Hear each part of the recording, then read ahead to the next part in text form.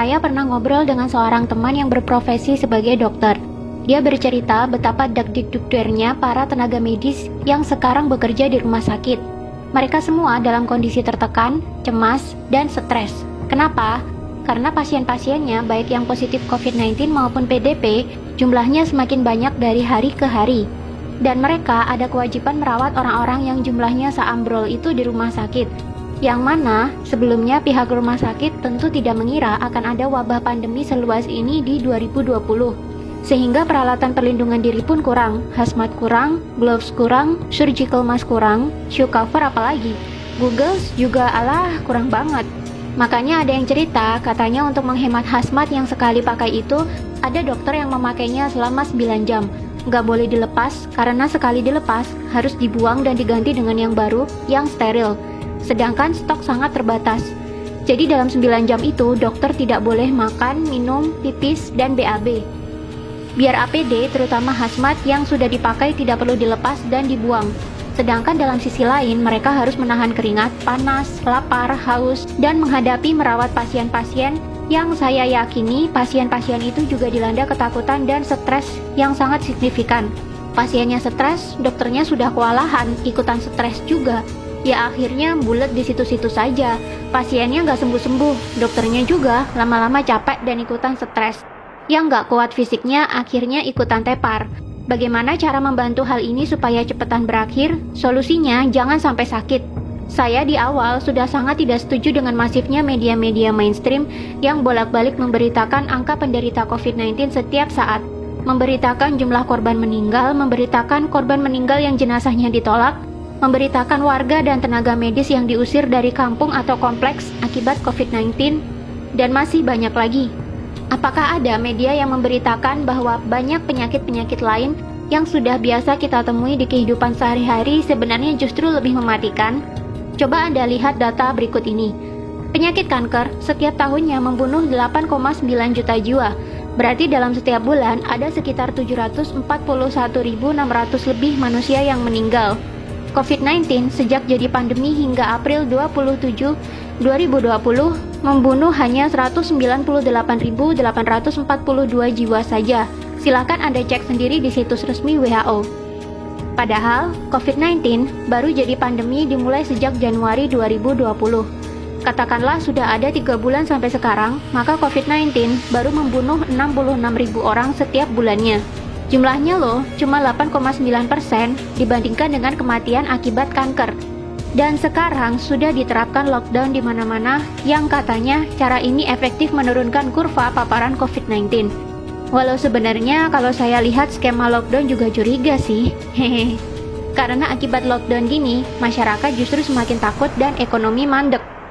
Kantor dan toko yang buka dipaksa tutup. Orang jadi nggak punya penghasilan, karyawan dipotong gajinya, pengusaha banyak yang bangkrut. Pemerintah jadinya harus sedia banyak dana, selain untuk kebutuhan medis, tapi juga untuk stimulus ekonomi dan bantuan warga terdampak PSBB, supaya orang-orang tidak kelaparan akibat tidak bisa cari nafkah. Kalau nggak ada dana, ya hutang dong. Namanya penyakit, itu kalau nggak sembuh, ya meninggal dunia.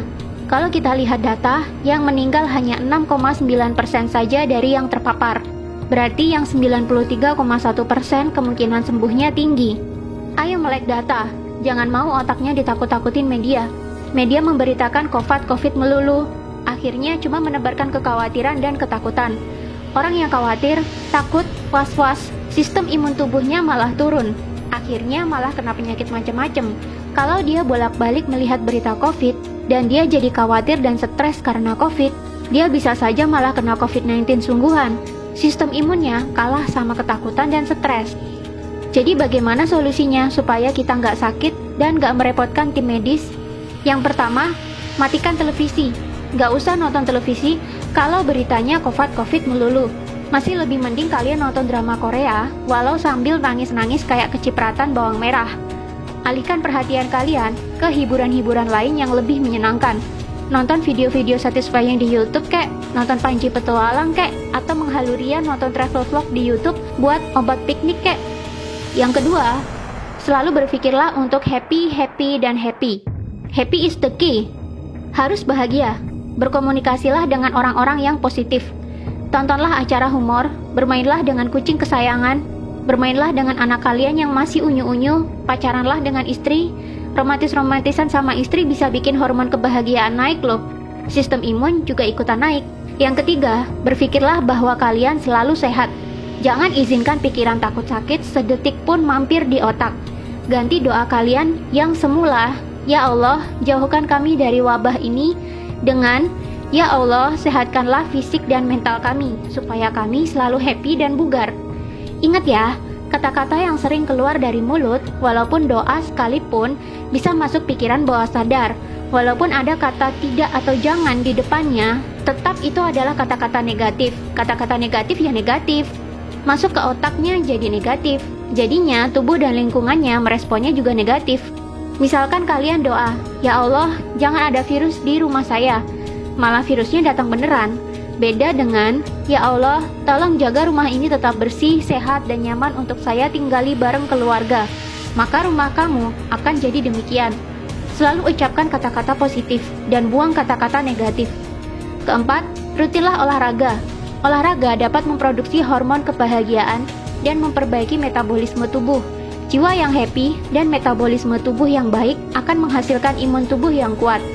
Kelima, jaga kebersihan. Sering-sering cuci tangan pakai air dan sabun, tanpa rasa khawatir. Cuci tangan karena niatnya pengen bersih, bukan karena takut COVID-19. Percuma kamu cuci-cuci bolak-balik sampai pakai sabun dicampur alkohol sekalipun, tapi kalau pemikiranmu isinya takut, dan takut saja, ya resiko tertular COVID-19-nya malah tinggi. Keenam, jaga jarak.